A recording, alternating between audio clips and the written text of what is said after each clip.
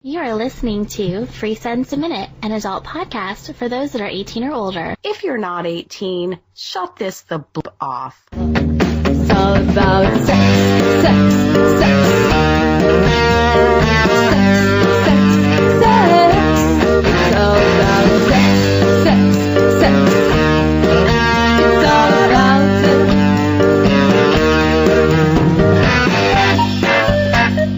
Hey there, everybody.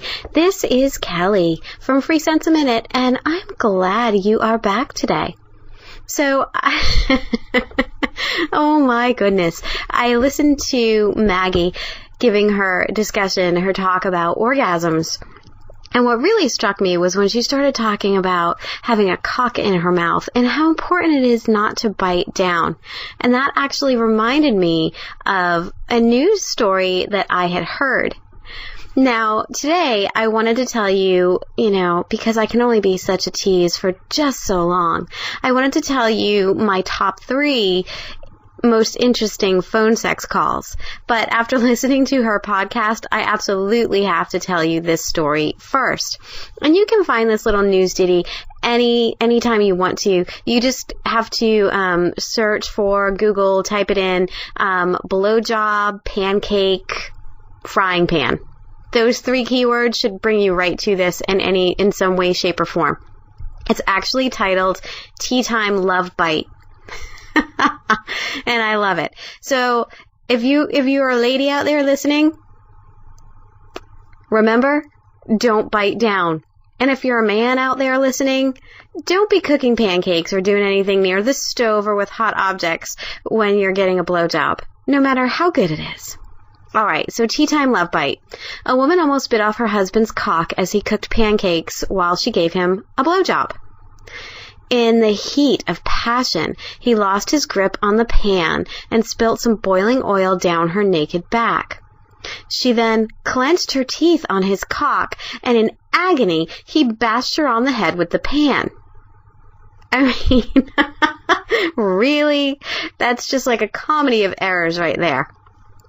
Both only admitted how they received their injuries after intense questioning by the hospital doctors. The man needed treatment to his cock, while the wife had burns, 2 black eyes, and a broken cheekbone. So, dealing with Maggie's advice, be careful when you're giving a blowjob. Don't bite down. It's not okay. It's actually very dangerous. And if you're a guy making someone kind of give you a blowjob, most times those are consensual, I would think. But if not, remember, those teeth can bite. So just be careful with your cocks, or with a cock, and enjoy sucking or being sucked. There we go. And Google that, because it's a hysterical story. All right, so interesting phone sex calls. Back a few podcasts ago, I had talked to you about the P guy and the gender fluid guy, and I talked to you about both of them and gave you my top 3. Now, my first 2, which are working in reverse here, so we're just going around in one big crazy circle, is the suicide guy with the squirt gun, the guy who kills me at the beginning of the conversation, and then my favorite, most interesting call of all time, the blow-up doll. So I'll talk to you a little bit about each of them, and I hope that you can see the humor and the interest and why they make my top 5, actually my top 3 now, because you've already heard number 4 and number 5.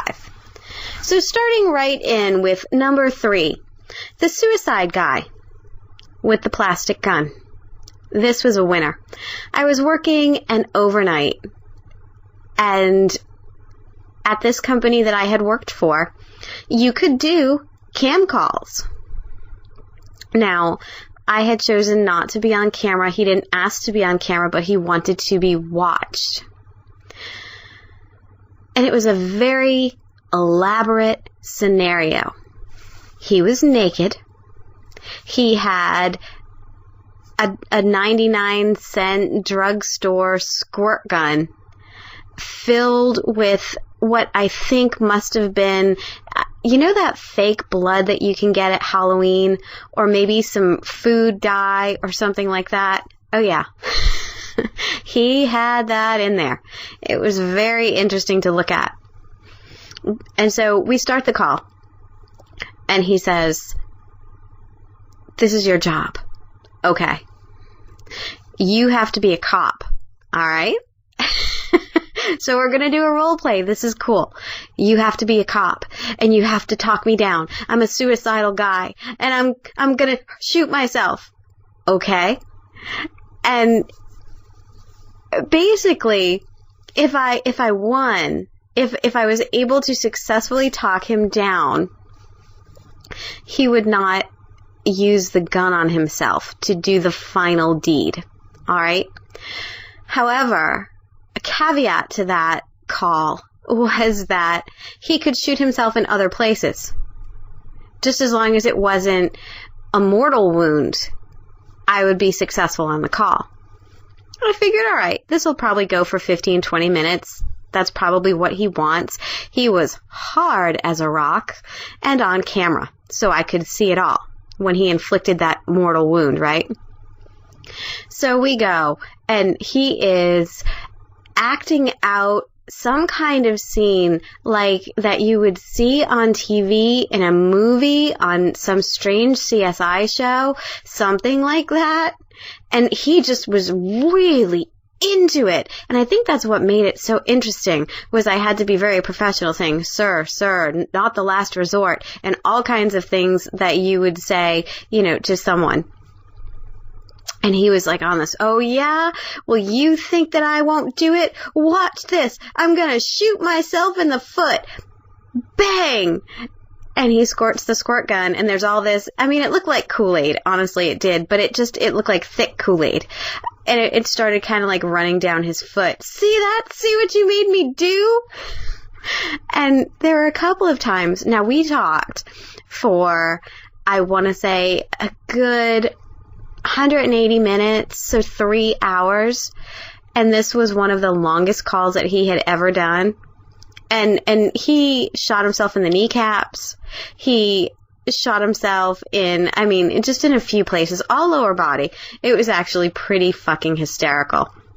But I was successful. He did not inflict the mortal wound. He did not kill himself with his squirt gun. So, after 3 hours of talking, finally he put the gun down and said, all right, you've talked me down. And then he just masturbated like for about 20 seconds and came on cam and then shut off the cam and hung up the phone. It was, and I sat there and I remember being like, what? What did we just do? Oh my goodness. So it was a fun call. It was really just a fun call because he took his role play super, super seriously. Super seriously. It was just wild. All right. So that was my third most interesting call.